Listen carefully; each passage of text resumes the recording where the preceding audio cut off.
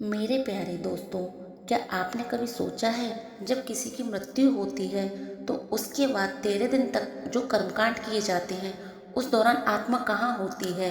क्या वो घर में रहती है? क्या वो भटकती है या फिर किसी और लोक की यात्रा पर निकल जाती है? दोस्तों, मृत्यु सिर्फ शरीर का अंत है या एक नई यात्रा की शुरुआत? जब किसी व्यक्ति की मृत्यु होती है तो 13 दिन तक घर में दीपक जलता है, कर्मकांड होते हैं, पिंडदान किया जाता है। लेकिन क्या कभी आपने सोचा है ये सब क्यों? आत्मा आखिर उन 13 दिनों में कहाँ रहती है? आज हम इस रहस्य को जानेंगे गरुड़ पुराण के आधार पर। आत्मा मरती है या नहीं? सबसे पहले एक सत्य, आत्मा कभी नहीं मरती। जैसा कि भगवत गीता में कहा गया है, न आत्मा जन्म लेती है न कभी मरती है। शरीर नश्वर है लेकिन आत्मा शाश्वत है। शरीर परिवर्तनशील है। आपने कभी सोचा है मृत्यु के तुरंत बाद क्या होता है? शास्त्रों के अनुसार जैसे ही प्राण शरीर छोड़ते हैं, आत्मा तुरंत मुक्त नहीं होती। उसे एक सूक्ष्म अवस्था मिलती है जिसे प्रेत अवस्था कहा जाता है। उसका उल्लेख गरुड़ पुराण में मिलता है। ये एक संक्रमण अवस्था है जो 13 दिनों तक चलती है। आत्मा की यात्रा के पहले 3 दिन आत्मा भ्रम की स्थिति में रहती है। मृत्यु के बाद आत्मा के लिए सबसे कठिन समय पहले 3 दिन होते हैं। उसे समझ ही नहीं आता कि अब मैं शरीर में नहीं हूँ। गरुड़ पुराण में बताया गया है कि मृत्यु के तुरंत बाद आत्मा अपने शरीर से अलग तो हो जाती है लेकिन उसका मन अभी भी शरीर से जुड़ा रहता है। पहले 3 दिनों में आत्मा अपने शरीर को देखती है, परिवार को रोते देखती है, लेकिन वह कुछ कर नहीं पाती। वह बोलना चाहती है, छूना चाहती है, रोकना चाहती है, क्योंकि आत्मा अचानक एक अलग अवस्था में पहुंच जाती है। वह सोचती है मैं तो अभी यही हूँ, फिर ये सब मुझे मृत क्यों कह रहे हैं? उसे लगता है मैं जिंदा हूँ, मैं सुन सकती हूँ, मैं देख सकती हूँ, लेकिन मुझे कोई क्यों नहीं देख पा रहा। यही स्थिति भ्रम कहलाती है। इन 3 दिनों में आत्मा आसपास होती है। जोर जोर से रोना, अधिक शोक, हंगामा आत्मा को भ्रमित कर सकता है। इसलिए हमारे संस्कार कहते हैं शांत प्रार्थना करो, दीपक जलाओ, मंत्र पढ़ो, ताकि आत्मा को समझ आए उसकी यात्रा अब आगे बढ़ने वाली है। 4 से 6 दिन का सफर आत्मा का मोह का होता है। पहले 3 दिनों का भ्रम धीरे धीरे खत्म होने लगता है। आत्मा को एहसास होने लगता है अब मैं सच में शरीर छोड़ चुकी हूँ। अब लगाव, अपनापन, जीवन भर जिन चीजों को मैंने मेरा कहा, अब उनसे अलग होना पड़ेगा। आत्मा अब समझ चुकी है कि वो अब शरीर में नहीं है। आत्मा बेचैन होती है क्योंकि आत्मा दो दुनिया के बीच होती है, न पूरी तरह इस संसार में, न पूरी तरह आगे की यात्रा में। इसी समय पिंडदान और तर्पण जैसे कर्म शुरू होते हैं।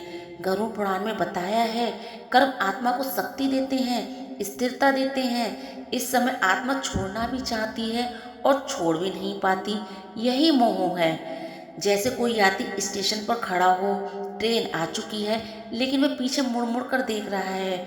इन दिनों में आत्मा सीखती है जो मेरा था वास्तव में वो कभी मेरा था ही नहीं।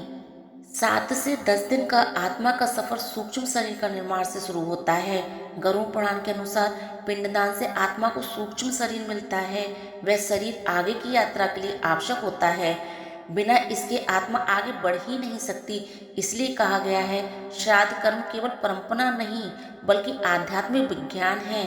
11 से 12 दिन आत्मा की यात्रा की तैयारी। अब आत्मा का मोह कम हो चुका होता है, भ्रम समाप्त हो चुका होता है, उसे समझ आने लगता है उसकी पृथ्वी की यात्रा समाप्त हो चुकी है। वह शांत होने लगती है, उसे महसूस होने लगता है अब उसे आगे बढ़ना है। इस समय परिवार द्वारा किए गए मंत्र, तर्पण, प्रार्थना आत्मा को मानसिक शांति देते हैं। गरुड़ पुराण में बताया गया है इस समय शुभ कामनाएं आत्मा के मार्ग को सरल बनाती हैं। इस समय अत्यधिक शोक, पकड़कर रोना, बार बार बुलाना उसकी यात्रा को कठिन बना सकते हैं, जबकि शांति, प्रार्थना, स्वीकृति उसे शक्ति देते हैं। 11 से 12 दिन अंतिम मानसिक तैयारी है। जैसे कोई यात्री सामान बांध चुका है, दरवाजे पर खड़ा है और अब चलने वाला है। 13वां दिन आत्मा की विदाई का होता है। 13वीं केवल रस्म नहीं है, यह वह दिन है जब आत्मा पृथ्वी से अंतिम विदाई लेती है, अगले लोक की यात्रा शुरू करती है। कहा जाता है इस दिन किए गए कर्म आत्मा के मार्ग को आसान बनाते हैं। 13 दिन के बाद आत्मा कहाँ जाती है? आत्मा अपने कर्मों के अनुसार पितृलोक, स्वर्गलोक या पुनर्जन्म की ओर बढ़ती है। यह पूरी तरह कर्मों पर निर्भर है। सब इन 13 दिन दीपक जलाते हैं। 13 दिन तक दीपक जलाने का अर्थ आत्मा को प्रकाश देना, ताकि वह मार्ग से भटक न जाए। ये एक आध्यात्मिक संकेत है। तुम अकेले नहीं हो। मृत्यु अंत नहीं है, ये केवल एक परिवर्तन है। 13 दिन आत्मा की यात्रा के सबसे महत्वपूर्ण चरण हैं। इसलिए हमारे पूर्वजों ने इन संस्कारों की व्यवस्था की है। अगर हम मृत्यु को समझ लें तो जीवन जीना सीख जाते हैं, क्योंकि जिसे जाना है उसे शांति से विदा करना ही प्रेम है। तो दोस्तों, मृत्यु अंत नहीं है, ये केवल एक परिवर्तन है। इन 13 दिनों की यात्रा हमें सिखाती है कि आत्मा को रोकर नहीं, प्रार्थना देकर विदा करना चाहिए। जो चला गया है उसे पकड़कर नहीं रखना चाहिए, बल्कि प्रेम और शांति के साथ उसकी अगली यात्रा के लिए शुभकामनाएं देनी चाहिए, क्योंकि सच्चा प्रेम बंधन नहीं देता है। मृत्यु से भयभीत होने की आवश्यकता नहीं है। यदि हमने जीवन में सही कर्म किए हैं, धर्म का पालन किया है, तो मृत्यु के बाद की यात्रा सरल होगी। हमें किसी नरक में नहीं जाना पड़ेगा, हम सीधे पितृलोक को जाएंगे। लेकिन हमने पाप किया है, अधर्म किया है, तो नरक से गुजरना पड़ेगा, कष्ट सहने पड़ेंगे। इसलिए जीवन में सावधान रहना चाहिए। हर कर्म सोच समझकर करना चाहिए। किसी को दुख मत पहुंचाओ, किसी का बुरा मत करो, सभी प्राणियों से प्रेम करो, सबकी सेवा करो। भगवान की भक्ति भी अत्यधिक महत्वपूर्ण है। प्रतिदिन पूजा करनी चाहिए, भगवान का नाम लेना चाहिए। ये श्रोताओं, गरुड़ पुराण केवल मृत्यु के बारे में नहीं, बल्कि जीवन जीने की कला बताता है। ये हमें बताता है कैसे कर्म करने चाहिए, कैसे मोक्ष प्राप्त करना चाहिए। सभी प्राणियों में प्रभु को देखना चाहिए। गायत्री मंत्र, महामृत्युंजय मंत्र, हनुमान चालीसा, इनका नियमित पाठ करना चाहिए। मंत्रों में बहुत शक्ति होती है। अब मैं अपनी बात को समाप्त करती हूँ। आज मैंने आपको गरुड़ पुराण के अनुसार मृत्यु के बाद की 13 दिन की यात्रा के बारे में बताया। ये यात्रा प्रत्येक आत्मा को करनी है। ये ईश्वर का नियम है।